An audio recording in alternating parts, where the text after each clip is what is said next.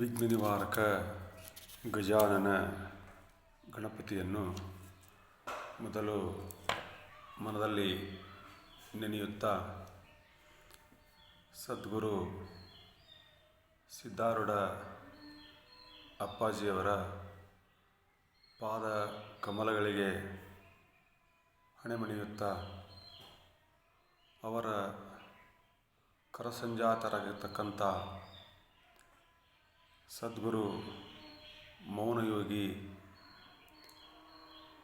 ಮಹಾಮುನಿ ಗುರುನಾಥಾರೂಢ ಸ್ವಾಮಿಗಳ ಪಾದಕಮಲಗಳಿಗೆ ಹಣೆಮಣಿಯುತ್ತಾ ತತ್ಸ್ವರೂಪರಾಗಿರ್ತಕ್ಕಂಥ ಮತ್ತು ನಡೆದಾಡುವ ದೇವರೆಂದು ಪ್ರಖ್ಯಾತಿಯಾಗಿರ್ತಕ್ಕಂಥ ಸಿದ್ಧಾರೂಢರ ಅಪರಾವತಾರವಾಗಿರ್ತಕ್ಕಂಥ ನಮ್ಮ ಬೀದರ ಚಿದಂಬರ ಆಶ್ರಮದ ಮಠಾಧೀಶರಾಗಿರ್ತಕ್ಕಂಥ ಮಹಾಜಗದ್ಗುರು ಶಿವಕುಮಾರ ಮಹಾಸ್ವಾಮಿಗಳ ಪಾದಕಮಲಗಳಿಗೆ ನನ್ನ ಮಸ್ತಕವನ್ನಿಡುತ್ತಾ, ಮಹಾ ಸದ್ಭಕ್ತರೇ, ಮಹಾಜನರೇ, ಇವತ್ತಿನ ದಿವಸ ನಾವು ಒಂದು ಸಣ್ಣ ಚಿಂತನ ಏನಪ್ಪ ಅಂತ ಹೇಳಿದ್ರಂದ್ರೆ, ದೇವರಿಗೆ ಏನು ಬೇಕು ಅಂಥೇಳಿ, ದೇವರಿಗೆ ಏನು ಬೇಕು ಅಂತ ಕೇಳಿದ್ರಿ ಅಂದ್ರೆ, ದೇವರಿಗೆ ಏನು ಬೇಕು? ಮನುಷ್ಯರಿಗೆ ಬೇಕಲ್ಲ. ಮನುಷ್ಯರಿಗೆ ಬಂಗಾರ ಬೇಕು, ಬೆಳ್ಳಿ ಬೇಕು, ಆಸ್ತಿ ಬೇಕು, ರೊಕ್ಕ ಬೇಕು, ರೂಪಾಯಿ ಬೇಕು, ಎಲ್ಲವೂ ಬೇಕು. ಹಾಗಾದರೆ ದೇವರಿಗೆ ಏನು ಬೇಕು? ದೇವರಿಗೆ ನೀವು ತಿಳ್ಕೊಂಡಂಗೆ ಗುಡಿ ಬೇಕು, ಮಠ ಬೇಕು, ಭಕ್ತರು ಬೇಕು, ಅದ್ರಾಗ ಶ್ರೀಮಂತರ ಭಕ್ತರು ಬೇಕು, ಭಾಳ ಕೊಡ್ತರು ಬೇಕು. ಅಂಥವ್ರಿಗೆ ದೇವರು ತಟ್ಟನ ಒಲಿತಾನ ಅಂತ ನಾವೆಲ್ಲರೂ ತಿಳ್ಕೊಂಡಿದ್ದೀವಿ. ದೇವರಿಗೆ ಇವು ಯಾವುದ್ಯಾವುದೂ ಬೇಕಾಗಿಲ್ಲ. ದೇವರನ್ನಂತ ಒಂದು ಗುಡಿಯಾಗ ಇವರೆಲ್ಲರೂ ಒಂದು ದೊಡ್ಡ ಗುಡಿ ಕಟ್ಟಿಸಿ ಆ ಗುಡಿ ಒಳಗೆ ಮೂರ್ತಿ ಪ್ರತಿಷ್ಠಾಪನೆ ಮಾಡಾಕತ್ತಿದ್ರು. ಆ ಮೂರ್ತಿ ಒಳಗೆ ಜೀವ ಪ್ರತಿಷ್ಠಾನ ಮಾಡ್ಬೇಕಲ್ಲ, ಕಲ್ಲಿನ ಮೂರ್ತಿ, ಅದರೊಳಗೆ ಜೀವ ಪ್ರತಿಷ್ಠಾನ ಮಾಡ್ಬೇಕಲ್ಲ. ಹೋದ ದೇವರು, ಇವರೆಲ್ಲ ದೊಡ್ಡ ತಪಸ್ವಿ ಕರ್ಕೊಂಬಂದು ಆ ಮೂರ್ತಿಯಲ್ಲಿ ಪ್ರಾಣ ಪ್ರತಿಷ್ಠಾಪನೆ ಮಾಡೋಕ್ಕೆ ತಯಾರು ಮಾಡಿದ್ರು. ಆವಾಗ ದೇವರು ಅಲ್ಲಿ ಪ್ರಾಣ ತುಂಬಾಕಂತ ದೇವರು ಬಂದ ನೋಡ್ತಾನೆ ಗುಡಿಯಾಗ. ಗರ್ಭಗುಡಿ ಮ್ಯಾಗ ಹೆಸರು ಹಾಕಿದ್ರು. ಎದ್ರ ಮೇಲೆ? ಆ ಗರ್ಭಗುಡಿ ಬಾಗಿಲ ಮ್ಯಾಗ. ಈ ಬಾಗಿಲಿಗೆ ಹೊಂದಿಸ್ತಕ್ಕಂಥ ಈ ಟೈಲ್ಸು ಕಲ್ಲಪ್ಪನು ಅಂಥೇಳಿ, ಮತ್ತು ಬಲಗಡೆ ಗಾಡಿ ಮ್ಯಾಗ ಶಿವಪ್ಪನ ಕಲ್ಲು ಅಂತ, ಎಡಗಡೆ ಗಾಡಿ ಮ್ಯಾಗ ಬಸಪ್ಪನ ಕಲ್ಲು ಅಂಥೇಳಿ, ಮತ್ತು ಗುಡಿ ಗೋಪುರ ಕಟ್ಟಿಸಿದವರು ಇಂಥವ್ರು ಅಂತ ಹೆಸರು ಹಾಕಿದ್ರು. ಈ ಕಂಬಕ್ಕೆ ಇಷ್ಟು ರೊಕ್ಕ ಇವ್ರು ಕೊಟ್ಟರು, ಮತ್ತು ಕಳಸಾನ ಇವ್ರದ್ದು ಕಳಸ, ಇಂಥವ್ರದ್ದು ಕಳಸ, ಗೋಪುರ ಇಂಥವ್ರದ್ದು, ಕಂಬ ಇಂಥವ್ರದ್ದು, ಗ್ವಾಡಿ ಇಂಥವ್ರದ್ದು ಎಲ್ಲ ಹೆಸರು ಹಾಕಿಬಿಟ್ಟಿದ್ರಲ್ಲಿ. ಫ್ಯಾನ್ ಮ್ಯಾಗ ಗಾಳಿ ಕಟ್ಟಿದ ಫ್ಯಾನ್ ಹೆಸರು ಕೊಟ್ಟವ್ರ ಹೆಸರು ಹಾಕಿದ್ರು. ಹೋಗ್ರಿ, ಅಲ್ಲಿ ವೇಳೆ ತಿಳಿಸೋಕೊಂಡು ಟ್ಯಾಂಪಿಸ್ ಇರ್ತಲ್ಲ, ಗೋಡಿಗೆ ಹಾಕಿರ್ತಾರಲ್ಲ ಗಡಿಯಾರಕ್ಕೆ ಹೆಸರು ಹಾಕಿದ್ರು ಒಳಗೆ, ಇದು ಇಂಥವ್ರದು ಅಂತ ಹೇಳಿ. ಪರಮಾತ್ಮ ಬಂದ ನೋಡ್ತಾನೆ, ಗುಡಿಯಾಗ ಮೂರ್ತಿ ಕೆತ್ತಿಸಿದವ್ರ ಹೆಸರು ಹಾಕಿದ್ರು ಬುಡಕ್ಕೆ, ಮೂರ್ತಿ ಇಂಥವ್ರದ್ದು ಅಂಥೇಳಿ. ಬರ್ತಾನೆ ದೇವರು, ಅಲ್ಲಪ್ಪ, ನನ್ನ ಲಿಂಗವನ್ನು ಇಲ್ಲಿ ಪ್ರತಿಷ್ಠಾಪನೆ ಮಾಡಾಕತ್ಯಾರ, ಇದ್ರ ಮ್ಯಾಗ ಎಲ್ಲ ಹೆಸರು ಹಾಕ್ಯಾರ. ಕಂಬ ಇವಂದು, ಗ್ವಾಡಿ ಒಂದು, ಕಳಸಿ ಒಂದು, ಗೋಪುರಿ ಒಂದು, ದೇವರು ಮೂರ್ತಿ ಒಂದು ಪ್ಯಾನ್ ಒಂದು ಎಲ್ಲ ಇವ್ರದ್ದು ಆದಮೇಲೆ ನಂದೇನೈತಿ ಕೆಲಸ ಇಲ್ಲ ಅಂಥೇಳಿ ಪರಮಾತ್ಮ ಬಂದಂಥವು ಹೊಳ್ಳಿ ಹೋಗಿಬಿಟ್ಟ. ನೋಡ್ರಿ ಹೆಂಗೈತಿ, ಎಲ್ಲದೂ ಮನುಷ್ಯರದ ಆದಮೇಲೆ ನಂದೇನೈತಿ ಕೆಲಸ ಇಲ್ಲ ಅಂತ ದೇವ್ರು ಹೋದ. ಹಿಂಗಾಗೈತಿ ನಮ್ಮ ಬಾಳೆವು. ಏನಂದ್ರೆ ಎಲ್ಲರದು ನಂದು ನಂದು ನಂದು ಅಂತ ನಾವು ಹೆಸರಿಗೆ ಬಡ್ದಾಡಕತ್ತೀವಲ್ಲ, ಈ ಹೆಸರು ದೇವರಿಗೆ ಬೇಕಾಗಿಲ್ಲ. ಅವನಿಗೆ ಬೇಕಾಗಿದ್ದು ಏನಂದ್ರೆ ನೀವು ಏನು ಕೊಟ್ಟಿರಲ್ಲ, ಈ ದಾನ ಧರ್ಮ ಇದನ್ನು ನಿಮ್ಮ ಒಂದು ಒಳ್ಳೆಯದಕ್ಕೋಸ್ಕರ ನಿಮ್ಮ ಪಾಪವನ್ನು ಪರಿಹಾರ ಮಾಡ್ಕೊಳಕ್ಕೆ ದಾನ ಮಾಡ್ತೀರಿ ಹೊರತಾಗಿ ದೇವರಿಗೆಲ್ಲ ಇದು ದಾನ. ನಿನ್ನ ಕರ್ಮವನ್ನು ಮನುಷ್ಯ ನೀ ಸ್ವಚ್ಛ ಇಲ್ಲ, ನೀ ಸ್ವಚ್ಛ ಇದ್ರೆ ಈ ಭೂಮಿಗೆ ಬರ್ತಿದ್ದೇ ಇಲ್ಲ. ನೀನು ಪರಮಾತ್ಮ ಅಲ್ಲೇ ಮೇಲೆ ಇಟ್ಕೊಂಡ್ಬಿಡ್ತಿದ್ದ. ನೀ ಸ್ವಚ್ಛ ಇಲ್ಲ, ನಿನ್ನ ಹತ್ರ ಏನಕ್ಕೆ ಕೆಟ್ಟದ್ದೈತಿ, ಆ ಕೆಟ್ಟದ್ದನ್ನು ಕಳ್ಕೊಂಡು ಸ್ವಚ್ಛನಾಗಿ ಬಾ ಅಂಥೇಳಿ ಪರಮಾತ್ಮ ಮನುಷ್ಯ ಜನ್ಮಕ್ಕೆ ಹಾಕ್ಯಾನ. ಮತ್ತೆ ಬಂದಿಲ್ಲ, ಅದನ್ನೇ ಮಾಡ್ತೀವಿ, ಇದು ನಂದು ಅದು ನಿಂದು ಇದು ನಿಂದು ಅಂತ ಹೇಳಿ ನಾವು ಅದಕ್ಕೆ ಹೆಸರು ಹಾಕಿದ್ವಿ, ಇದಕ್ಕೆ ಹೆಸರು ಹಾಕಿದ್ವಿ, ನಾವು ಹೆಸರಿಗೆ ಬಡ್ದಾಡ್ತೀವಿ ಅಂತ ಹೇಳಿದ್ರೆ ಪರಮಾತ್ಮ ಎಲ್ಲಿ ಇರ್ತಾನೆ, ಎಲ್ಲಿ ಬರ್ತಾನೆ ನಮ್ಮ ಹತ್ರ? ಹಾಗಾದ್ರೆ ದೇವರಿಗೆ ಏನು ಬೇಕಂತೆ ಒಂದು ಸಣ್ಣ ದೃಷ್ಟಾಂತ ನೋಡಪ್ಪ. ಒಬ್ಬ ದೊಡ್ಡ ಸಾಹುಕಾರ, ಒಂದು ಊರಾಗ ದೊಡ್ಡ ಸಾಹುಕಾರ ಇದ್ದ. ಆ ಸಾಹುಕಾರ ಏನು ಮಾಡ್ತಿದ್ದ ಅಂತ ಹೇಳಿದ್ರೆ ದೇವ್ರಿಗೆ ಭಾಳ ಭಕ್ತಿ ಇತ್ತು, ಅವನಿಗೆ ಭಾಳ ಭಕ್ತಿ ಇತ್ತು.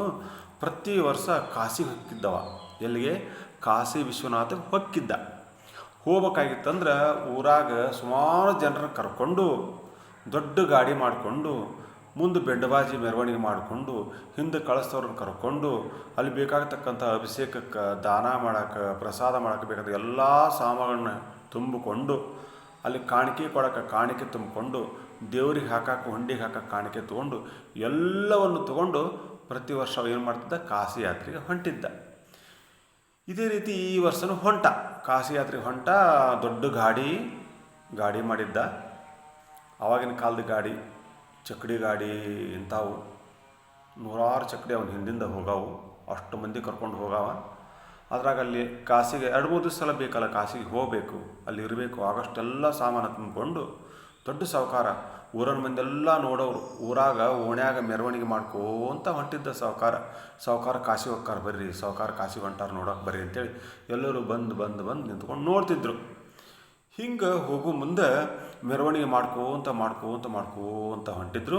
ಎಲ್ಲರಿಗೂ ಪ್ರತಿ ವರ್ಷ ಹೊಂಟಂಗೆ ಸಾಹುಕಾರ ಕಾಶಿಗೆ ಹೊಂಟ್ಬಿಟ್ಟಾರ, ಇಲ್ಲೇ ನಮಸ್ಕಾರ ಮಾಡಿರಿ, ಸಾಹುಕಾರಿಗೆ ನಮಸ್ಕಾರ ಮಾಡಿಬಿಡ್ರಿ, ಕಾಶಿ ವಿಶ್ವನಾಥಗೆ ನಮಸ್ಕಾರ ಮಾಡ್ದಂಗೆ ಆಗುತ್ತೆ ಅಂತೇಳಿ ಎಲ್ಲರೂ ಕೈ ಎತ್ತವರು ನಮಸ್ಕಾರ ಮಾಡೋರು, ಕೈ ಎತ್ತವರು ನಮಸ್ಕಾರ ಮಾಡೋರು. ಹಿಂಗೆ ಹೊಂಟಿತ್ತು. ಸಾಹುಕಾರ ಮ್ಯಾಲೆ ಎತ್ತರದ ಮೇಲೆ ಕೂತ್ಕೊಂಡು ಎಲ್ಲರೂ ನೋಡ್ಕೊಂತ ಹೆಮ್ಮೆಯಿಂದ ಹೊಂಟಿದ್ದ. ಹಿಂಗೆ ಹೋಗ್ಬೇಕಾಗಿತ್ತು. ಊರು ದಾಟಿ ಹೊಂಟಿದ್ದ. ಅಲ್ಲಿ ಊರು ಹೊರಗೆ ಒಬ್ಬವ ಚಮ್ಮಾರ ಒಂದು ಚಪ್ಪಲು ಮಾಡ್ತಿದ್ದ. ಏನು ಮಾಡ್ತಿದ್ದ? ಚಪ್ಪಲು ಮಾಡ್ತಿದ್ದ. ಕಡುಬಡವ, ತನ್ನ ನಿತ್ಯದ ಕೆಲಸ ಅದನ್ನೇ ಕಾಯಕ ಮಾಡ್ತಿದ್ದವ. ಹೇಳ್ತಾರಲ್ಲ ಶರಣರು, ಮಾದಾರ ಹರಳಯ್ಯ ಅಂಥೇಳಿ ಅವ್ರು ಮಾಡ್ತಿದ್ದಲ್ಲ, ಆ ರೀತಿ ಇವನು ಆ ಕಾಯಕವನ್ನು ಮಾಡ್ತಿದ್ದ. ಅವ ಬಂದಷ್ಟು ರೊಕ್ಕವನ್ನು ತನ್ನ ದಿನನಿತ್ಯದ ಬದುಕಿಗೆ ಇಟ್ಕೊತಿದ್ದ. ಸಾಹುಕಾರ ಕಾಶಿಗೆ ಹೊಂಟಾರಂತ ತಿಳ್ಕೊಂಡ್ರಂದ್ರೆ ಅವಾಗ ನಾನು ಕಾಶಿಗೆ ಹೋಗ್ಬೇಕಲ್ಲ ಅನಿಸಿ ನೋಡ್ಕೊಂಡ. ಏನಪ್ಪ ಇಂಥ ಬಡವ ನಾನು ಹೆಂಗೆ ಕಾಶಿಗೆ ಹೋಗೋಕ್ಕಾಗ್ತೈತಿ? ಹೋಗಲಿ, ಸಾಹುಕಾರ ಹೊಂಟಾರ ಕಾಶಿಗೆ, ನನ್ನಂತಟ ಕಾಣಿಕೆ ಅವ್ರ ಕೈಯಾಗ ಕೊಟ್ಬಿಡು, ಆ ಪರಮಾತ್ಮಗೆ ಅವ್ರು ಹಾಕಲಿ ಅಂತ ಹೇಳಿ ಎದ್ದು ಓಡೋಡಿ ಬಂದ. ಯಪ್ಪ ನೀವು ಕಾಶಿಗೆ ಹೊಂಟಿರಲ್ಲ, ಭಾಳ ಸಂತೋಷ ಆತ್ರಿ. ನೀವು ಹೊಳ್ಳಿ ಬರೋ ಮುಂದೆ ಕಾಶಿಗೆ ಹೊಕ್ಕಿರಲ್ಲ, ಆವಾಗ ನಂದು ₹1 ಕಾಯಿನ್ ಐತ್ರಿ, ಇದನ್ನು ಪರಮಾತ್ಮ 3-4 ದಿವಸದಿಂದ ದುಡ್ದೀನಿ, ₹1 ಇದನ್ನು ತೊಗೊಂಡು ಆ ಕಾಶಿ ವಿಶ್ವನಾಥಗೆ ಹಾಕಿ ಬರ್ರಿ ಅಂಥೇಳಿ ಸಾಹುಕಾರ ಕೈಯಾಗ ಕೊಟ್ಟ. ಸಾಹುಕಾರ ಬಗ್ಗಿಸಿ ಒಟ್ಟು ಇಸ್ಕೊಂಡ ಅಂತಾನು ಮನಸ್ಸಿನಾಗ. ಇಷ್ಟೆಲ್ಲ ತೊಗೊಂಡು ಹೊಂಟೀನಿ ನಾನು, ನೋಡಲ್ಲೇ ಇಷ್ಟು ಗಾಡಿ, ಇಷ್ಟು ಚಕ್ಕಡಿ, ಏನೆಲ್ಲ ಹಿರ್ಕೊಂಡು ಹೊಂಟೀನಿ, ದೇವ್ರಿಗೆ ಹಾಕಕ್ಕೆ ಬಂಗಾರ ಬೆಳ್ಳಿ ರೂಪಾಯಿ ತೊಗೊಂಡೀನಿ, ಅದರಾಗಿ ₹1 ಕೊಡ್ತಾನಲ್ಲೋ ಮಾರಾಯ ಇವ ಅಂತಂದು ಅವು ಮನಸ್ಸಿನಾಗ ಅನ್ನಿಸ್ತು. ಸಾಹುಕಾರ ಅನ್ನಿಸಿ ಇರ್ಲ್ತಾ ಅಂತ ತಿಳ್ಕೊಂಡು ಏನು ಮಾಡ್ದ? ಅದನ್ನು ಕಿಸೆದಾಗ ಹಾಕ್ಕೊಂಡು ಹೋದರು. ಹೋಗಿ ಕಾಶಿ ಮುಟ್ಟಿದ್ರು. ಮುಟ್ಟಿ ಅಲ್ಲಿ ಕಾಶಿಗೆ ಹೋಗಿ ಮುಟ್ಟಿ ಅಲ್ಲೊಂದು ರೂಮ್ ಮಾಡಿಕೊಂಡು ಇದ್ದು ಸ್ನಾನಾದಿಗಳನ್ನು ಮಾಡಿ ಮರುದಿವಸ ಕಾಶಿ ವಿಶ್ವನಾಥಗೆ ಅಭಿಷೇಕ ಮಾಡ್ಸಕ್ಕೆ ಸಾಹುಕಾರ ಹೋದ. ಒಂದು ಡೇಟ್ ಕೊಟ್ಟಿದ್ರಲ್ಲೇ ವಿಶ್ವನಾಥಗೆ ಅಭಿಷೇಕ ಮಾಡೋಕ್ಕೆ ಸಾಹುಕಾರ ಹೋಗಿ ವಿಜೃಂಭಣೆಯಿಂದ ಅಭಿಷೇಕ ಮಾಡಿಸಿರು. ವಿಶ್ವನಾಥಗೆ ಅಭಿಷೇಕ ಮಾಡಿಸಿರು. ಹೊರಗೆಲ್ಲ ಅವನು ಸಹಚರರು ಇದ್ರಲ್ಲ, ಎಲ್ಲರೂ ಪ್ರಸಾದ ಮಾಡೋಕೆ ದೊಡ್ಡ ಹಂಡೆ ಇಟ್ಟು ಒಳ್ಳೊಳ್ಳೆ ಆಹಾರವನ್ನು ತಯಾರು ಮಾಡಿದ್ರು. ಜನರಿಗೆ ಪ್ರಸಾದ ಮಾಡಿ ನೀಡಾಕ ಇಲ್ಲಿ ಮಾಡಾಕತ್ತಿದ್ರು. ಒಳಗೆ ಸಾಹುಕಾರ ಅಲ್ಲಿ ಅಭಿಷೇಕ ಮಾಡಿಸ್ತಿದ್ದ. ಅಭಿಷೇಕ ಮಾಡಿಸಿ ಎಲ್ಲ ಮಾಡಿಸಿ ಆ ಪೂಜಾರಿಗಳಿಗೆ ಕಾಣಿಕೆ ಕೊಟ್ಟ, ಹುಂಡಿಗೆ ಕಾಣಿಕೆ ಹಾಕಿ ಬಂಗಾರ ಬೆಳ್ಳಿ ಎಲ್ಲವನ್ನು ತೊಗೊಂಡೋಗಿ ದೇವ್ರಿಗೆ ಅರ್ಪಣೆ ಮಾಡಿ ಪರಮಾತ್ಮ ಇಷ್ಟೆಲ್ಲವನ್ನು ಕೊಟ್ಟೀನಿ, ನನಗೇನೂ ಕೊರತೆ ಮಾಡಬೇಡ, ಆರಾಮಾಗಿಡು ಅಂತ ಬೇಡ್ಕೊತಿದ್ದ. ದೇವರಿಗೆ ಇಷ್ಟೆಲ್ಲ ಕೊಟ್ಟೀನಿ, ನಾನು ಆರಾಮಿಡುವಂತ ದೇವರಿಗೆ ಬೇಡ್ಕೊಂಡು ಮ್ಯಾಗ ಎದ್ದು ಹೊಳ್ಳಿ ಹೊರಕ್ಕೆ ಬರ್ಬೇಕು ಅನ್ನೋದ್ರಾಗನ ಅವಾಗ ನೆನಪಾತು. ಏನು ನೆನಪಾತು? ಅವಾಗ ಕೊಟ್ಟದ್ದು ₹1 ಬ್ಯಾಡ ತಗೋ, ಈಗ ಹಾಕೋದು ಬ್ಯಾಡಿದನ, ಎಲ್ಲ ಮುಗಿದಿಂದ ಊರಿಗೆ ಹೋಗೋ ಮುಂದೆ ಬೇಕಾದ್ರೆ ಹಾಕಿರಾತು ಅಂತೇಳಿ ಹೊರಗೆ ಬಂದು ಎಲ್ಲ ಮುಗಿಸ್ಕೊಂಡು ಹೊರಗೆ ಬಂದು ಪ್ರಸಾದಕ್ಕೆ ಸಾಕಷ್ಟು ಮಂದಿ ಭಕ್ತರನ್ನು ಕರೆದು ಪ್ರಸಾದ ಮಾಡಿಸಿದ. ಎಲ್ಲರೂ ಉಂಡು ತೃಪ್ತರಾಗಿ ಆ ಸಾವುಕಾರಿಗೆ ಒಳ್ಳೆದಾತಪ್ಪ ಅಂಥೇಳಿ ಎಲ್ಲರೂ ಊಟ ಮಾಡಿ ಪ್ರಸಾದ ತೊಗೊಂಡು ತಮ್ಮ ಗೃಹಕ್ಕೆ ಹೋದರು. ಅದಾದ ನಂತರ 2 ಸಾವುಕಾರ ಅಲ್ಲೇ ಇದ್ದು ದಿವಸ ದೇವ್ರ ದರ್ಶನ ತೊಗೊಂಡು ಎಲ್ಲವನ್ನು ಮಾಡಿಕೊಂಡು ಹೊಳ್ಳಿ ಬರ್ಬೇಕಾಗಿತ್ತಂದ್ರೆ ನಮಸ್ಕಾರ ಮಾಡೋಕ್ಕೆ ಪರಮಾತ್ಮ ಹತ್ರ ಹೋಗಿ ಅಲ್ಲಿ ಹುಂಡೆಗೆಲ್ಲ ರೊಕ್ಕ ಪಕ್ಕ ಎಲ್ಲ ಹಾಕಿದ್ದ, ಮೊದಲು ಅಡ್ವಾನ್ಸ್ ಹಾಕಿದ್ದ, ನಮಸ್ಕಾರ ಮಾಡಿ ಹಿಂಗೆ ಮರ್ತಿದ್ದ ₹1. ಅವಾಗ ಕೊಟ್ಟದ್ದು ₹1 ಐತಲ್ಲ, ನಮ್ಮ ಊರಾಗ ಒಬ್ಬ ಚಮ್ಮಾರು ಕೊಡೋದು ₹1 ಐತಿ, ಇದನ್ನು ಹಾಕಿ ಹೋಗ್ಬಿಡ್ತು, ಇದನ್ನ ಯಾಕೆ ₹1 ನಾ ತೊಗೊಂಡೋರಿ ಅಂತ ತಿಳ್ಕೊಂಡು ಅದನ್ನು ನೆನಪು ಮಾಡಿ ಆ ಪರಮಾತ್ಮಗೆ ತೆಗೆದು ಆ ಕಾಶಿ ವಿಶ್ವನಾಥ ಮ್ಯಾಗ ಮುಂದೊಂದು ಆರತಿ ತಟ್ಟಿತ್ತಲ್ಲ, ಆ ತಟ್ಟ್ಯಾಗ ಹಿಂಗೆ ಹಾಕ್ತಿದ್ದ. ವಿಶ್ವನಾಥನೇ ಪ್ರತ್ಯಕ್ಷನಾಗಿ ಬೊಗಸಿ ಒಡ್ಡಿದ ₹1. ಎಷ್ಟು ವಿಚಿತ್ರ ಐತಿಲ್ರಿ. ಕಾಶಿ ವಿಶ್ವನಾಥ ₹1ಗೆ ಕೈ ಒಡ್ಡಿದ. ನೋಡ್ತಾನ ಸಾವುಕಾರ, ವಿಶ್ವನಾಥ ಮುಂದೆ ನಿಂತಾನ, ಪರಮಾತ್ಮ ಮುಂದೆ ನಿಂತಾನ. ಆಶ್ಚರ್ಯ ಆತ ಅವಾಗ. ಅಲ್ಲಪ್ಪ ಇದೇನಿದು ಒಂದು ವಿಚಾರ ಮಾಡ್ತಾನ. ಹೇ ಪರಮಾತ್ಮ, ಕೈ ಮುದ್ಕತಾನೆ, ಹೇ ಪರಮಾತ್ಮ, ನಾನು ಅಲ್ಲಿದ್ದ ರೊಕ್ಕ ತಂದೆ, ಬಂಗಾರ ತಂದೆ, ಬೆಳ್ಳಿ ತಂದೆ, ಎಲ್ಲವನ್ನೂ ನಿನಗೆ ಅರ್ಪಣೆ ಮಾಡಿದೆ, ನಿನಗೆ ಹುಂಡಿಗೆ ಹಾಕಿದೆ, ನಿನ್ನ ಆರತಿ ತಟ್ಟಿಗೆ ಹಾಕಿದೆ, ಪ್ರಸಾದ ಮಾಡಿಸಿದೆ, ಬಡವರಿಗೆ ದಾನ ಮಾಡಿದೆ, ಎಲ್ಲ ಮಾಡಿದ್ರೂ ನನಗೆ ನೀ ಪ್ರತ್ಯಕ್ಷ ಆಗಲಿಲ್ಲ. ಆ ಬಡವ ಚಮ್ಮಾರು ₹1 ಕೊಟ್ಟಿದ್ನಲ್ಲ, ಆ ₹1 ಕಾಯಿನನ್ನು ಇಲ್ಲಿ ಹಾಕೋ ಹೊತ್ತಿನಾಗ ಬಂದು ಕೈ ಹೊಡ್ತೀವಲ್ಲಪ್ಪ ₹1.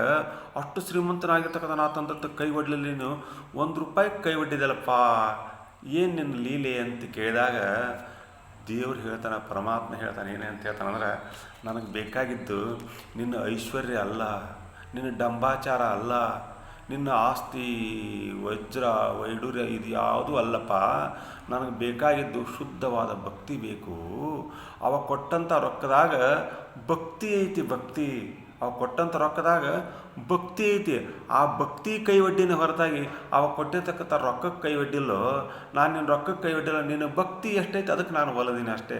ಅವನು ಭಕ್ತಿ ಐತಿ, ಅವ ಒಲ್ದು ಬಂದು ನಾನು ಕೈ ಒಡ್ಡಿದೆ, ಆ ಭಕ್ತಿ ಕೈ ಒಡ್ಡಿನಪ್ಪ, ಹಣಕ್ಕಲ್ಲ ಅಂತ ಭಕ್ತಿಯನ್ನು ಬೇಡ್ತಾನ ಪರಮಾತ್ಮಗೆ ಏನು ಬೇಕು, ದೇವರಿಗೆ ಏನು ಬೇಕಂದ್ರೆ ಭಕ್ತಿ ಬೇಕು, ಶುದ್ಧವಾದ ಭಕ್ತಿ ಬೇಕು. ಹೇಳ್ತಾನಲ್ಲ ಶ್ರೀರಾಮಚಂದ್ರ, ಶಬರಿ ಎಷ್ಟೋ ವರ್ಷಗಳ ಕಾಲ ಕಾದಿದ್ಲಂತ. ಹೆಂಗೆ ಕಾಯ್ತಿದ್ಲಂತ? ಇವತ್ತು ಬರ್ತಾನೆ ರಾಮಚಂದ್ರ, ಅವನಿಗೋಸ್ಕರ ನಾನು ಹಣ್ಣು ತೆಗೆದಿರ್ಬೇಕಂತ ತಿಳ್ಕೊಂಡು ಆ ಹಣ್ಣನ್ನು ತಿಂದು ರುಚಿಯಾದ ಹಣ್ಣನ್ನು ಇಡ್ತಿದ್ಲಕ್ಕಿ. ರುಚಿಯಾದ ಹಣ್ಣನ್ನು ತೆಗೆದಿರ್ತಿದ್ಲಲ್ಲ, ಕೊನೆಗೊಂದು ದಿವಸ ಶ್ರೀರಾಮಚಂದ್ರ ಬಂದ. ಅವು ಹಣ್ಣೆಲ್ಲ ತೆಗೆದಿರ್ತಿದ್ಲು, ಮತ್ತು ರಾತ್ರಿ ಅವನು ತಿಂದು ಮಕ್ಕೊಂತಿದ್ಲು, ಮತ್ತು ಒಳ್ಳೆ ಮರದಿವ್ಸ ಹೋಗಿ ಚಲೋ ಹಣ್ಣನ್ನು ಇವತ್ತು ಬರ್ತಾನಂತಂದು ಹರಿದರ ತಂದು ಸಿಹಿಯಾದ ಹಣ್ಣು ತಿಂದು ಸಿಹಿಯಾದವಿಲ್ಲಂತ ನೋಡಿ ಅದನ್ನು ಎಂಜಲ್ದ ಹಣ್ಣನ್ನೇ ಇಡ್ತಿದ್ಲಕ್ಕಿ. ಈ ಹಣ್ಣು ಸಿಹಿಯಾದ ಹಣ್ಣನ್ನೇ ನಾನು ಕೊಡಬೇಕು ಶ್ರೀರಾಮಚಂದ್ರ ಅಂಥೇಳಿ. ಅವಾಗ ಶ್ರೀರಾಮಚಂದ್ರ ಬಂದಾಕಿ ಪ್ರೀತಿಯಿಂದ ಅರ್ಪಿಸ್ತಾಳೆ, ಹಣ್ಣು ತಿನ್ನಂಥೇಳಿ. ಇದ್ರ ಕತೆ ಭಾಳ ಐತಿ. ಸ್ವಲ್ಪರಾಗ ಹೇಳ್ಬೇಕಂತಂದ್ರೆ ಆ ಹಣ್ಣನ್ನು ಅರ್ಪಿಸ್ತಾಳಲ್ಲ, ಆ ಹಣ್ಣನ್ನು ಭಕ್ತಿಯಿಂದ ಆಕೆ ಕೊಟ್ಟಾಗ ಪರಮಾತ್ಮ ಆ ಶ್ರೀರಾಮಚಂದ್ರ ತಗೊಂಡು ಹಣ್ಣನ್ನು ತಿಂತಾನ. ಆವಾಗ ಲಕ್ಷ್ಮಣ ಅಂತಾನ, ಅಣ್ಣ ನೀ ತಿಂತಕ್ಕಂಥ ಹಣ್ಣು ಅದು ಆ ಶಬರಿಯ ಎಂಜಲು, ಆ ಎಂಜಲ ಹಣ್ಣು ತಿಂತೀಯಲ್ಲೋ ಅಂತ ಕೇಳಿದಾಗ ಶ್ರೀರಾಮಚಂದ್ರ ಹೇಳ್ತಾನ, ಇದು ಎಂಜಲ ಹಣ್ಣಲ್ಲಪ್ಪ, ಇದ್ರಾಗ ಎಂಜಲ ಇಲ್ಲ, ಇದ್ರಾಗ ಭಕ್ತಿ ಐತಿ ಅಂತ. ನೋಡ್ರಿ ಏನೈತಿ ಇದ್ರಾಗ ಭಕ್ತಿ ಐತಪ್ಪ, ನಾ ತಿನ್ನಾಕತ್ತಿದ್ದು ಭಕ್ತಿ ತಿನ್ನಾಕತ್ತೀನಿ, ಹಣ್ಣು ತಿನ್ನಾಕತ್ತಿಲ್ಲ ಅಂತ ಶ್ರೀರಾಮಚಂದ್ರ. ನೋಡ್ರಿ ಪರಮಾತ್ಮ ಏನು ಬೇಕಪ್ಪ ಅಂತ ಹೇಳಿದ್ರಂದ್ರೆ ಭಕ್ತಿ ಬೇಕು. ಭಕ್ತಿ ಇತ್ತಂದ್ರೆ ಆ ಪರಮಾತ್ಮನ ಎಲ್ಲರಿಗೂ ಒಲಿತಾನ. ಭಕ್ತಿ ಇಲ್ಲಾಂದ್ರೆ ಒಲಿಯೋದು ಸಾಧ್ಯನೇ ಇಲ್ಲ. ನೀವು ಯಾವ ರೀತಿಯಿಂದಾರ ಭಕ್ತಿ ಮಾಡಿರಿ, ಯಾವ ದೇವ್ರನ್ನಾರು ಭಕ್ತಿ ಮಾಡಿರಿ, ನಾನು ಹರಿನೇ ಪೂಜಿಸಬೇಕು, ಹರನನ್ನೇ ಪೂಜಿಸಬೇಕು ಅಂತ ಏನಿಲ್ಲ. ಯಾವ ದೇವ್ರನ್ನಾರು ಪೂಜಿಸ್ರಿ, ಆ ಪರಮಾತ್ಮನ ಚಿಂತನೆಯನ್ನು ನಾವು ಮಾಡಿದ್ದಾಗಿತ್ತಂದ್ರೆ ನಮಗೆ ದೇವ್ರು ಒಳ್ಳೆದ್ದು ಮಾಡ್ತಾನೆ. ಇವರು ಬರೀ ಪರಮಾತ್ಮಂದ ಹೇಳ್ತಾರ, ಧಾರ್ಮಿಕ ಭಾವನೆಯನ್ನೇ ಹೇಳ್ತಾರ, ಮತ್ತು ಬೇರೆ ಇಲ್ಲೇನು ಅಂತ ನೀವು ವಿಚಾರ ಮಾಡಿದ್ರಿ ಅಂದ್ರೆ ಸಾಕಷ್ಟು ಐತಿ. ಎಲ್ಲದಕ್ಕೂ ಮೂಲ ಧಾರ್ಮಿಕತೆ. ದೇವರು ಪರಮಾತ್ಮ, ಅವನು ಬಿಟ್ಟರೆ ಮತ್ತೆ ಏನೂ ಇಲ್ಲ. ವಾಸ್ತವ ಸತ್ಯ ಬ್ಯಾರೆ, ವ್ಯಾವಹಾರಿಕ ಸತ್ಯ ಬ್ಯಾರೆ. ನಾವು ಬರೀ ವಿಚಾರ ಮಾಡೋದು ವ್ಯಾವಹಾರಿಕ ಸತ್ಯದ ಹಿಂದೆ ಬೆನ್ನು ಹತ್ತೀವಿ ಹೊರತಾಗಿ ವಾಸ್ತವಿಕ ಸತ್ಯವನ್ನು ಮರೆತು ಬಿಟ್ಟಿವಿ. ವಾಸ್ತವಿಕ ಸತ್ಯವನ್ನು ಮರೆತಲೇ ನಮ್ಮ ಜೀವನ ಕಷ್ಟಕರಾಗಿ ನಡೆಯುತ್ತೆ ಹೊರತಾಗಿ ಒಳ್ಳೆಯದು ಕಡಿಮೆಯಾಗಕೈತೈತಿ. ಜೀವನ ಅಂದ್ರೆ ಸಮರಸ ಜೀವನ. ಒಳ್ಳೆಯದು ಕೆಟ್ಟದ್ದು ಎರಡೂ ಸಮರಸವಾಗಿರ್ತಾವೆ ಹೊರತಾಗಿ ಅವು ಒಂದೊಂದೊಂದು ಬಿಟ್ಟಿರಂಗಿಲ್ಲ. ಆದ್ರೆ ಆ ಪರಮಾತ್ಮನ ಚಿಂತನೆ ಮಾಡಿದ್ರಂದ್ರೆ ಬರ್ತಕ್ಕಂಥ ಕಷ್ಟಗಳು ಅಲ್ಪ ಪ್ರಮಾಣದ ಮೇಲೆ ಬೀರಿ ನಾಶ ಹೊಕ್ಕವು. ಅವು ಸಂಚಿತವಾಗಿ ಉಳಿಯಂಗಿಲ್ಲ. ಅವು ನಮ್ಮನ್ನು ಬಿಟ್ಟು ಹೋಗಿಬಿಡ್ತಾವೆ. ಕರ್ಮ ಕ್ಷಯಾಗಿ ಹೋಗ್ತಾವೆ. ನಮ್ಮ ಮಾಡ್ತಕ್ಕಂಥ ಕರ್ಮಗಳು ಕ್ಷಯ ಆಗ್ಬೇಕಂದ್ರೆ ಪರಮಾತ್ಮನ ಚಿಂತನೆ ಮಾಡಲೇಬೇಕು. ನಾವು ಎಂಥ ಚಿಂತನೆ ಮಾಡ್ಬೇಕಂದ್ರೆ ಅವ್ಗೆ ಬೇಕಾಗಿರ್ತಕ್ಕಂಥ ಒಳ್ಳೆಯ ಭಕ್ತಿಯಿಂದ ಚಿಂತನೆ ಮಾಡಬೇಕು. ಅವ್ಗೆ ಬೇಕಾಗಿದ್ದಂಥ ಪರಿಶುದ್ಧವಾಗಿರ್ತಕ್ಕಂಥ ಭಕ್ತಿ. ನಮ್ಮನ್ನು ಆಡ್ಸಾವ್ ಯಾರು ಅಂತೇಳಿ ಪರಮಾತ್ಮ. ಒಬ್ಬ ಹೇಳ್ತಿದ್ದಂತ, ನಾನು ಶಿವನ ಭಕ್ತಪ್ಪ, ನನಗೆ ಶಿವನೇ ಬೇಕು, ವಿಷ್ಣು ಬೇಡ. ವಿಷ್ಣುನ ಭಕ್ತ ಅಲ್ಲ, ನಾನು ಶಿವನ ಭಕ್ತ, ನಾನು ಶಿವನ್ನೇ ಪೂಜೆ ಮಾಡ್ತೀನಿ ಅಂತವ. ಶಿವನ ಗುಡಿಗೆ ಹೋಗವಂತ. ಶಿವನ ಮೂರ್ತಿಗೆಲ್ಲ ದಿವಸ ತೊಳೆಯವ, ಅದನ್ನು ಸ್ವಚ್ಛ ಮಾಡವ, ಅದಕ್ಕೆ ವಿಭೂತಿ ಹಚ್ಚವ, ಕುಂಕುಮ ಹಚ್ಚವ, ಉದಿಕಟ್ಟಿ ಬೆಳಗವ, ಎಲ್ಲ ಮಾಡವ. ನಾನು ಅವನ ಮನಸ್ಸಿಗೆ ಇತ್ತು, ನಾನು ವಿಷ್ಣುನ ಭಕ್ತ ಅಲ್ಲ, ನಾನು ವಿಷ್ಣುನ ಪೂಜೆ ಮಾಡೋಕ್ಕಿಲ್ಲ, ಶಿವನ ಪೂಜೆ ಮಾಡ್ತೀನಿ. ನಾವು ವಿಷ್ಣು ನನಗೆ ಬೇಕಾಗಿಲ್ಲ, ನಾನು ವಿಷ್ಣುಗೆ ಹಚ್ಚಾಗಿಲ್ಲ ವಿಭೂತಿ, ನಾನು ವಿಷ್ಣು ಕುಂಕುಮ ಹಚ್ಚಂಗಿಲ್ಲ, ನಾನು ವಿಷ್ಣುಗೆ ಪುಷ್ಪ ಏರ್ಸಂಗಿಲ್ಲ. ಹಿಂಗೆ ಚಿಂತನೆ ಮಾಡ್ಕೊತ ಅವ ದಿವಸ ಪೂಜೆ ಮಾಡ್ತಿದ್ದ. ಅವಾಗ ವಿಷ್ಣು ಅಂದ, ಇವ ನನ್ನನ್ನು ದ್ವೇಷ ಮಾಡ್ತಾ ಇಲ್ಲ ಕರೆ, ಆದ್ರೆ ನನ್ನ ನೆನೆಸ್ಲಾದ ಶಿವನ ನೆನೆಸಾಕತ್ತಾನ. ಇರಲಿ ಅಂದವ. ಇರಲಿ ನೋಡೋಣ ಅಂತಂದ. ಒಂದು ಪರೀಕ್ಷೆ ಮಾಡ್ಬೇಕು ಅಂತ ತಿಳ್ಕೊಂಡು ಏನು ಮಾಡ್ಬಿಟ್ಟ, ಆ ಶಿವನ ಮೂರ್ತಿ ಇತ್ತಲ್ಲ, ಆ ಶಿವನ ಮೂರ್ತಿ ಒಳಗೆ ಅರ್ಧ ಭಾಗ ವಿಷ್ಣುವಿನ ಮೂರ್ತಿ ಆಗಿಬಿಡ್ತು. ಏನಾಗಿಬಿಡ್ತು? ವಿಷ್ಣುವಿನ ಮೂರ್ತಿ ಆಗಿಬಿಡ್ತು. ಅವ ಪೂಜೆ ಮಾಡಕ್ಕೆ ಬಂದು ನೋಡ್ತಾನೆ, ಅರ್ಧ ಭಾಗ ಶಿವ, ಅರ್ಧ ಭಾಗ ವಿಷ್ಣು. ಅವನು ಭಾಳ ಕೋಪ ಬಂತು. ನಾನು ಶಿವನ ದೇವಾಲಯಕ್ಕೆ ಬಂದ್ರೆ ವಿಷ್ಣು ಬಂದಾನಿಲ್ಲಿ, ನೋಡ್ತೀನಿ ಹೆಂಗೆ ಮಾಡ್ತೀನಿ ನೋಡು ನೀವು ಅಂತ ತಿಳ್ಕೊಂಡು ನಾ ವಿಷ್ಣುಗೆ ವಿಭೂತಿ ಹಚ್ಚೋದಿಲ್ಲ ಅಂದ. ಶಿವನ ಕಡೆ ಅಷ್ಟೇ ವಿಭೂತಿ ಹಚ್ಚಿದ. ನಾ ವಿಷ್ಣು ಕುಂಕುಮ ಹಚ್ಚಂಗಿಲ್ಲ ಅಂದ. ಶಿವನ ಕಡೆ ಅಷ್ಟೇ ಕುಂಕುಮ ಹಚ್ಚಿದ. ನಾನು ವಿಷ್ಣುವಿಗೆ ಪುಷ್ಪ ಏರ್ಸಂಗಿಲ್ಲ ಅಂದ. ಬರೀ ಶಿವನ ಕಡೆ ಅಷ್ಟೇ ಪುಷ್ಪ ಏರಿಸಿದ.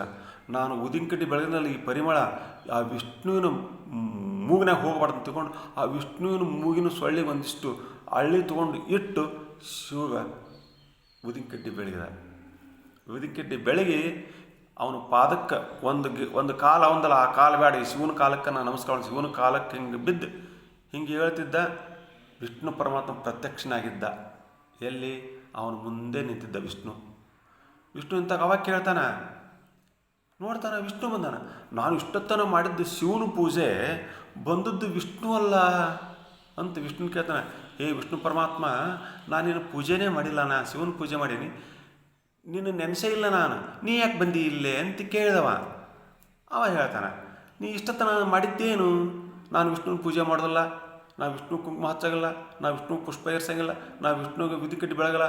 ಬರೀ ನೀನು ಬಾಯಾಗಿ ವಿಷ್ಣು ವಿಷ್ಣು ವಿಷ್ಣು ವಿಷ್ಣು ಅಂತ ಬರ್ತೈತೆ ಹೊರತಾಗಿ ಶಿವ ಅಂತೇಳಿ ಬಂದೈತೆ, ಭಾಳ ಬಂದೇ ಇಲ್ಲ. ನೀನು ನೆನೆಸಿದ್ದ ನನ್ನ, ಅದಕ್ಕೆ ನಾ ಬಂದೀನಿ ಅಂದವ ಪರಮಾತ್ಮ. ಭಕ್ತಿ ನೋಡ್ರಿ ಹೆಂಗಿರ್ತೈತೆ ಅಂತ ಹೇಳಿದ್ರೆ, ನೀವು ಯಾವ ರೀತಿ ಇದ್ದರೆ ಮಾಡಿ, ವಿಷ್ಣುನರೇ ನೆನೆಸ್ರಿ, ಶಿವನರೇ ನೆನೆಸ್ರಿ, ಯಾರನ್ನಾದರೂ ನೆನೆಸ್ರಿ, ಒಟ್ಟು ಧಾರ್ಮಿಕ ಚಿಂತನೆಯನ್ನು ಮಾಡಿರಿ, ಪರಮಾತ್ಮನ ಚಿಂತನೆಯನ್ನು ಮಾಡಿರಿ. ನಮ್ಮ ಹಿಂದೆ ನಾವು ಒಬ್ಬರ ಇಲ್ಲ, ನಮ್ಮ ಹಿಂದೆ ನಮ್ಮನ್ನು ಆಡಿಸ್ತಕ್ಕಂಥ ಒಂದು ಶಕ್ತಿ ಐತಿ. ಆ ಶಕ್ತಿ ನಮ್ಮನ್ನು ಆಡಿಸ್ತೈತಿ. ನೀವೊಂದು ಸ್ವಲ್ಪ ಹಂಗೆ ವಿಚಾರ ಮಾಡಿ ನೋಡಿರಿ. ನಾವು ಬರಿತೀವಲ್ಲ ಪೆನ್ಸಿಲ್ ತೊಗೊಂಡು ನಾವು ಬರಿತೀವಲ್ಲ, ಆ ಪೆನ್ಸಿಲ್ ಸ್ವಲ್ಪ ವಿಚಾರ ಮಾಡಿರಿ. ಆ ಪೆನ್ಸಿಲ್ ಒಳಗೆ ಮ್ಯಾಗ ಮರದ ಹೊದಿಕೆ ಇರುತ್ತೆ, ವುಡ್ ಇರ್ತೈತಿ, ಒಳಗಡೆ ಸೀಸ ಇರ್ತೈತಿ, ಸೀಸ. ಆ ಸೀಸ ಬರಿತೈತಿ. ಆ ಸೀಸಕ್ಕೆ ಹೊದಿಕೆಯಾಗಿ ಏನಿರ್ತೈತಿ? ಆ ಕಟ್ಟಿಗೆ ಇರ್ತೈತಿ, ಕಟ್ಟಿಗೆ. ಅವಾಗ ಒಳಗೆ ಸೀಸ ಬರಿತೈತಲ್ಲ, ಅವಾಗ ಅದು ಅಂತೈತಿ, ನನ್ನ ಯಾರ ಹಿಡ್ಕೊಂಡಾರಲ್ಲ ಅಂತೈತದ. ಹೌದು, ಮೂಡುದು ಸೀಸ, ಮೂಡ್ಸೋ ಒಬ್ಬ ಬ್ಯಾರೆ, ಮೂಡ್ಸೋ ಒಬ್ಬ ಅದಾನಲ್ಲ, ಮೂಡ್ಸೋಬೇಕು ಅದೇಲಿ ಮೂಡ್ತೈತಿ. ಅವಾಗ ಅದಕ್ಕೆ ಸೀಸಕ್ಕೆ ಹೊದಿಕೆಯಾಗಿರ್ತಕ್ಕಂಥದ್ದೊಂದು ಬ್ಯಾರೆ, ಅದನ್ನು ಹಿಡ್ಕೊಂಡು ಬರೆಯೋ ಬ್ಯಾರೆ. ಅದು ಮೂಡುವುದಷ್ಟೇ ಕೆಲಸ.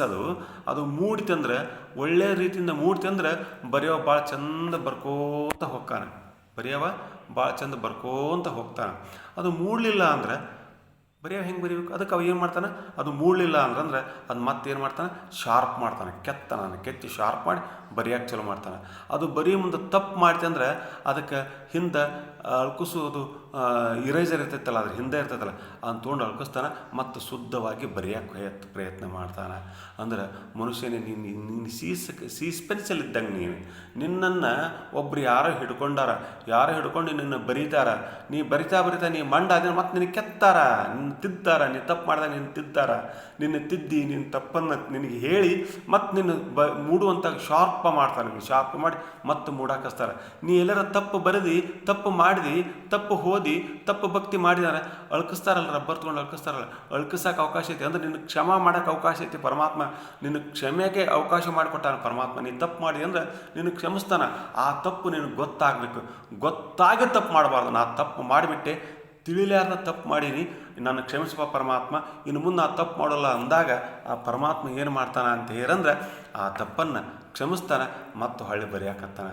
ಆ ರೀತಿಯಾಗಿ ನಾವು ಸೀಸಿದ ಕಡ್ಡಿಯಿಂದ ನಾವು ನಮ್ಮನ್ನು ಯಾರೊಬ್ಬರು ಆಡಿಸ್ತಾರ. ಆ ಆಡಿಸೋ ಶಕ್ತಿ ಏನೈತೆ ಅಂದ್ರೆ ಅದೇ ಪರಮಾತ್ಮ, ಅದೇ ದೇವರು, ಅದೇ ನಮ್ಮ ಜೀವನಕ್ಕೆ ಮುಕ್ತಿ, ಅದೇ ದೀಪ, ಅದೇ ನಮಗೆ ಪ್ರಕಾಶ, ಅದೇ ಬೆಳಕು. ಅದರಿಂದ ನಾವು ಹೋದ್ವಿ ಅಂದ್ರೆ ನಮ್ಮ ಜೀವನದಾಗ ಬೆಳಕಾಗಿ ಹೋಗುತ್ತೆ. ಒಂದು ಸಲ ಏನಾಗಿತ್ತಂದ್ರೆ ಶ್ರೀರಾಮಚಂದ್ರ ಸೀತೆಯನ್ನು ಕಳ್ಕೊಂಡಿದ್ದ, ಸೀತಾದೇವಿ ಕಳ್ಕೊಂಡಾಗ ಅವ ಹುಡುಕ್ತಿದ್ದ, ಸೀತಾದೇವಿಯನ್ನು ರಾವಣ ಅಪಹರಣ ಮಾಡ್ಕೊಂಡು ಹೋಗಿದ್ದ. ಆವಾಗ ಶ್ರೀರಾಮಚಂದ್ರ ಆ ಸೀತಾದೇವಿ ಹುಡ್ಕೊಂಬಂದು ಅವು ಭಾಳ ದುಃಖಾಗಿ ಹೋಗಿ ಆ ಗಿಡ ತೆಕ್ಕಿಬಿಡ್ದು ಅಳ್ತಾನ, ಹೇ ಗಿಡವೇ ನನ್ನ ಸೀತೆಯನ್ನು ನೀ ನೋಡಿಯಾ? ಮತ್ತು ಹೊಕ್ಕಾನ ಕಲ್ಲಿಗೆ ತೆಕ್ಕಿಬಿಡ್ದು ಅಳ್ತಾನ, ಹೇ ಕಲ್ಲೇ ನನ್ನ ಸೀತಾದೇವಿ ನೀ ನೋಡಿಯಾ? ಮತ್ತು ಹೊಕ್ಕಾನ ಗುಡ್ಡಕ್ಕೆ ತೆಕ್ಕಿಬಿಡ್ದು ಅಳ್ತಾನ, ಹೇ ಗುಡ್ಡವೇ ನನ್ನ ಸೀತಾ ನೀ ನೋಡಿಯಾ ಅಂತ ಕೇಳ್ತಾನ. ದುಃಖ ಅಳ್ತಾನ. ಇದನ್ನು ಹಿಂಗೆ ಅಳುವಾಗ ಮ್ಯಾಲೆ ಪಾರ್ವತಿ ಪರಮೇಶ್ವರ ಹೊಕ್ಕಿರ್ತಾರೆ. ಯಾರು? ಪಾರ್ವತಿ ಪರಮೇಶ್ವರರು ಹೊಕ್ಕಿರ್ತಾರೆ. ಮ್ಯಾಲೆ ಹೋಗುವಾಗ ಆ ದೇವಿ ಪಾರ್ವತಿ ಹೇಳ್ತಾಳೆ, ಏನಂತ ಹೇಳ್ತಾಳೆ ಅಂತಂದ್ರೆ, ಅಲ್ಲಿ ಕೆಳಗೆ ನೋಡ್ರಿ, ಯಾವನೇ ಒಬ್ಬ ಸತ್ಪುರುಷ, ಒಬ್ಬ ಮಹಾಪುರುಷ ಯಾಕೆ ಹಿಂಗೆ ಮಾಡಾಕತ್ತಾನ, ಏನೋ ಮಾಡಾಕತ್ತಾನ, ಯಾಕೆ ಗಿಡ ತೆಕ್ಬಾರ್ದು ಅಳ್ತಾನ, ಕಲ್ಲು ತೆಕ್ಬಾರ್ದು ಅಳ್ತಾನ, ಗುಡ್ಡ ತೆಕ್ಬಾರ್ದು ಅಳ್ತಾನ, ಯಾಕೆ ಅಳ್ತಾನ ಅಂತ ಕೇಳಿದಾಗ ಅವಾಗ ಆ ಪರಮಾತ್ಮ ಹೇಳ್ತಾನ, ಅವ ಬೇರೆ ಯಾರೂ ಅಲ್ಲ, ಶ್ರೀರಾಮಚಂದ್ರ, ಅವ ಭಗವಾನ್ ವಿಷ್ಣುವಿನ ಅಪರಾವತಾರ, ಅವನೇ ವಿಷ್ಣುವಿನೇ ಶ್ರೀರಾಮಚಂದ್ರನ ಅವತಾರ ತಾಳಿ ಭೂಮಿಗೆ ಹೋಗ್ಯಾನ.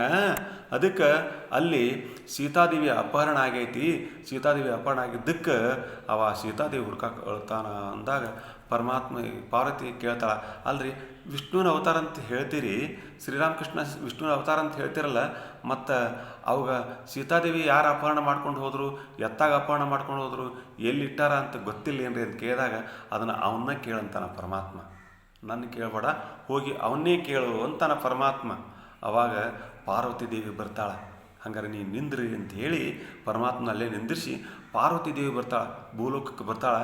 ಬಂದು ಆ ಸೀತಾದೇವಿ ರೂಪ ಆಗ್ತಾಳಕ್ಕಿ. ಯಾವುದು? ಸೀತಾದೇವಿ ರೂಪ ಆಗಿ ಎಲ್ಲಿ ಶ್ರೀರಾಮಚಂದ್ರ ಗಿಡಕ್ಕೆ ತೆಕ್ಕಿಬಡ್ದು ಅಳಕತ್ತಿದ್ದ ಅಲ್ಲೇ ಸೀತಾದೇವಿಯಾಗಿ ನಿಂದಿರ್ತಾಳಕ್ಕಿ. ನಿಂದಿರಿದಾಗ ಸೀತಾದೇವಿ ಮುಂದಿದ್ದು ನೋಡ್ತಾನೆ ಶ್ರೀರಾಮಚಂದ್ರ, ಆ ಜಾಗ ಬಿಡ್ತಾನೆ, ಆ ಗಿಡ ಬಿಡ್ತಾನೆ, ಇನ್ನೊಂದು ಗಿಡಕ್ಕೆ ಹೋಗಿ ತೆಕ್ಕಿ ಹೊಡೆದಾಡ್ತಾನೆ, ಹೇ ಗಿಡವೇ ನನ್ನ ಸೀತೆಯನ್ನು ನೋಡಿದ್ದೀಯಾ ಅಂಥೇಳಿ.